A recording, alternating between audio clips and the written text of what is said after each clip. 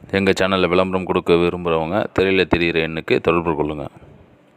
அனைத்து விதமான மர வேலைகளும் இங்கு சிறந்த முறையில் செய்து தரப்படும். மேலும் விவரங்களுக்கு திரையில் உள்ள எண்ணிற்கு தொடர்பு கொள்ளவும்.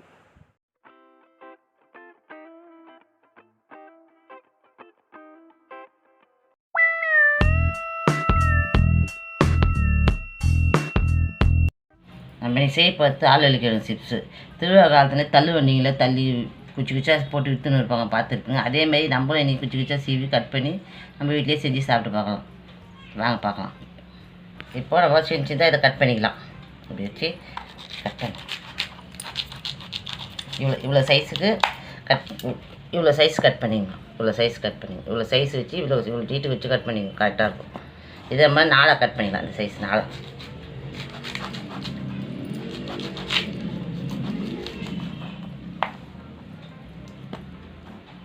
இவ்வளோ சைஸ் வச்சு நம்ம இதை 4 கட் பண்ணோம். இதை நம்ம என்ன பண்ணோம், தோலை வந்து இப்படி வச்சு இது வரும்.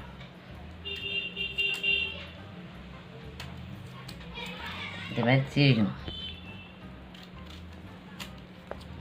இதுமாதிரி சிவப்பு தோல் இல்லை ஃபுல்லாக இதை பாரு, இப்படி உரிச்சிங்கன்னா அப்படியே வந்துடும், நீட்டாக வந்துடும். இப்படி எடுத்துகிட்டு வந்து இப்படி போய் உரிச்சிடுங்க. அது உரிச்சிட்டோம்னா தோல் வந்துடும். இதை அதிச்சு வரும். இது மாதிரி நான் நம்ம கழுவிக்கலாம், தண்ணியில் போட்டு கழுவிக்கலாம்.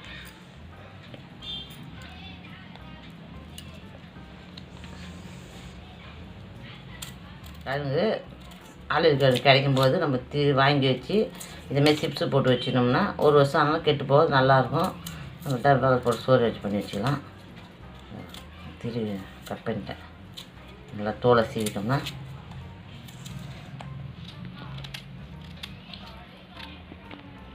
போய் இதை கழுவிக்கலாம். சுத்தமாக கழுவிட்டு இதை கட் பண்ணுறேன். இப்போ ஆல்வலி கிழங்கு தோல் சீவி வச்சுருக்கோம். அதை என்ன பண்ணால் இப்போ கட் பண்ணிக்கலாம். நீட்டாக கட் பண்ணிடலாம். இந்த மாதிரி எடுத்து தோல் சீவி வச்சுருக்கோம். அப்புறமா இப்படி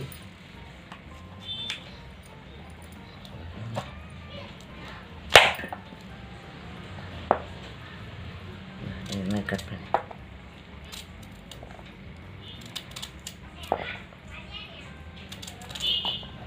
இதுமாதிரி நைஸாக கட் பண்ணிடணும். இன்னும் கட் பண்ணி இதுமாதிரி கட் பண்ணிடணும்.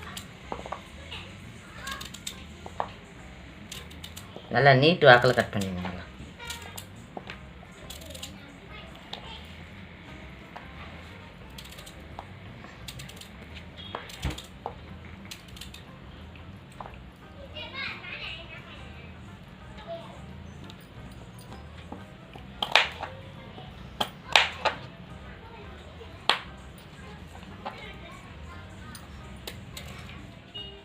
நல்லா இதுமாரி கட் பண்ணிக்கோங்க. கட் பண்ணி இதுமாரி நல்லா நைஸாக இருக்கட்டும். நைஸாக கட் பண்ணிங்கன்னா இப்போ நம்ம இது தண்ணியில் போட்டுக்கலாம்.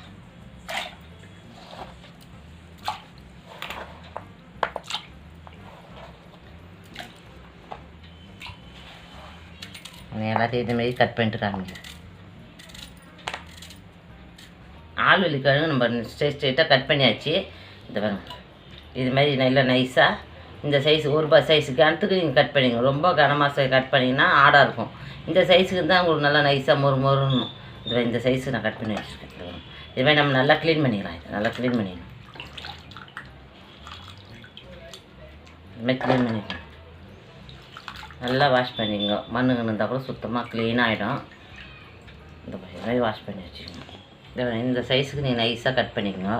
ரொம்ப கனமாக இருந்தால் ஆடாக இருந்தால் மொறுன்னு வராது.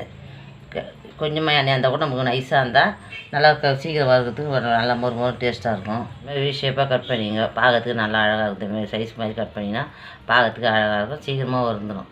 அதனால் இப்போ நம்ம செய்முறை பார்க்கலாம். இப்போ நம்ம ஆல்வலி கிழங்கு சிப்ஸு செய்யறதுக்கு நான் கடாய் வச்சுருக்கேன்.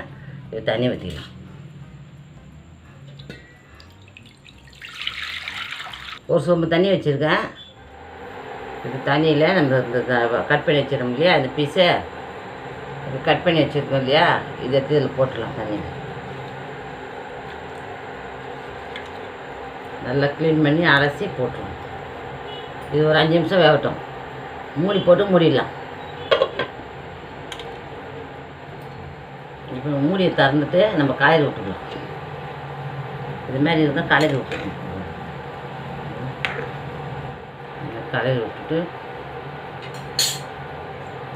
ஒரு ஸ்பூன் உப்பு வச்சுருக்கேன் நான், சால்ட்டு. இது இப்போயே வேகும்போதே போட்டிங்கன்னா அது கரெக்டாக இருக்கும். அதனால் ஒரு ஸ்பூன் உப்பு போடுறோம். உப்பு வந்து நம்ம இது வேகும்போதே போட்டோம்னா அது அப்படியே வறுத்து சாப்பிடும்போது நல்லா டேஸ்ட்டாக இருக்கும்.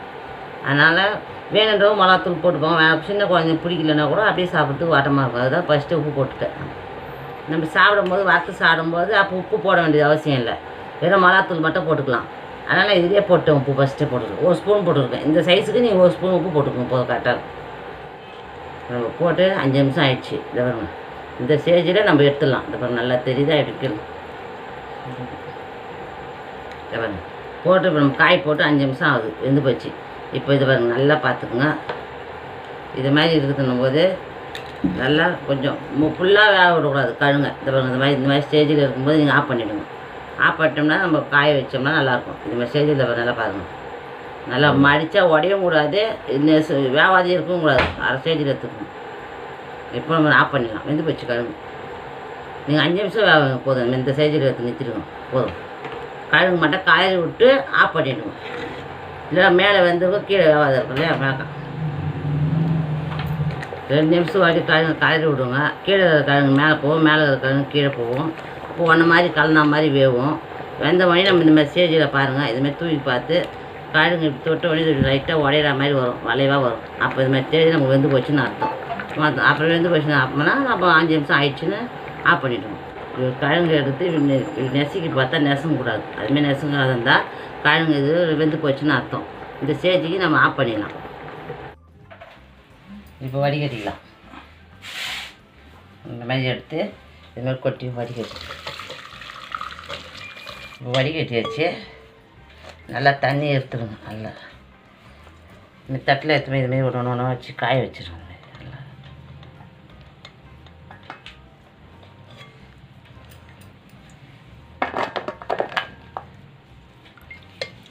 தட்டிலையும் காய வைக்கலாம், துணிலையும் காய வைக்கலாம். அதுமாதிரி காய வச்சுட்டு 2 நாள் நல்லா காஞ்சதுக்கப்புறம் நம்ம திருப்பியும் வறுத்துக்கலாம். இப்போ 2 நாள் காய வச்சுட்டு நான் காட்டுறேன். இப்போ வெயிலில் காய வச்சு 2 நாள் ஆகுது, நல்லா ஃபுல்லாக காஞ்சிச்சு. இப்படி உடச்சா ஓட்டிட்டு பாருங்கள், அது மாதிரி இருக்கும். இது நல்லா காய வச்சு நீங்கள் வச்சுக்கிங்கன்னா 1 வருஷம் ஆனாலும் இது கெட்டு போகாது. நல்லா போட்டு காய வச்சுக்கோங்க. டப்பாவில் ஸ்டோரேஜ் பண்ணி வச்சுக்கலாம். இப்போ வறுக்கலாம். இப்போ ஆல்வலி கிழங்கு சிப்ஸ் செய்யறதுக்கு நான் கடாய் வச்சுருக்கேன். இப்போ எண்ணெய் ஊற்றிக்கலாம்.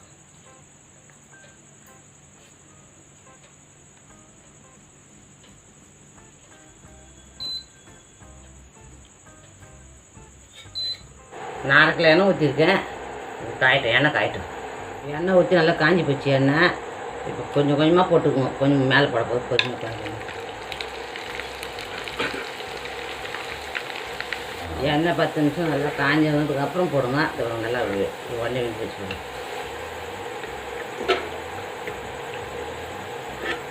எண்ணெய் நல்லா காஞ்சதுக்கப்புறம் போட்டால் உடனே வேலை பண்ணிச்சு, வேலை சீக்கிரமாக வந்து போட்டுருங்க.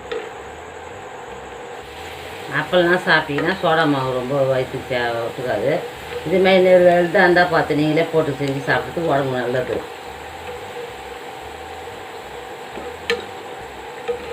சுவையான ஆல்வலி கிழங்கு சிப்ஸ் ரெடி ஆகிடுச்சு. நான் பிளேட்டில் மாற்றிட்டு காட்டுறேன். ஆல்வலி கிழங்கு சிப்ஸ் ரெடி ஆகிடுச்சு. இப்போ நான் உப்பு போட்டு நல்லா அவிச்சி வச்சுருக்கேன். இதை பாருங்க, நல்லா முறுக்குன்னு ஓடிடுப்பேன். அப்படியே சாப்பிடணும், சாப்பிட்லாம். இல்லை மிளகாத்தூள் கொஞ்சம் போட்டு சாப்பிட்றோம். 1/2 ஸ்பூன் நான் மிளகாத்தூள் வச்சுருக்கேன். இது போடுறேன். காரமாக வேணுன்றவங்க இது மாதிரி 1/2 ஸ்பூன் மிளகாத்தூள் போட்டு நல்லா குலுக்கி வச்சுக்கோங்க. இப்போ ஆல்வலி சிப்ஸ் ரெடி ஆகிடுச்சு. உங்கள் வீட்லேயும் செஞ்சு சாப்பிட்டு பார்த்துட்டு எப்படி இருக்குதுன்னு சொல்லுங்கள். கமெண்ட் பண்ணுங்கள், பெல் பட்டன் எடுத்துங்க, ஷேர் பண்ணுங்கள். எங்கள் வீடியோ பார்த்ததுக்கு நன்றி.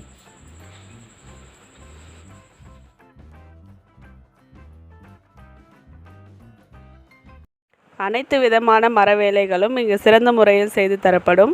மேலும் விவரங்களுக்கு திரையில் உள்ள எண்ணிற்கு தொடர்பு கொள்ளவும்.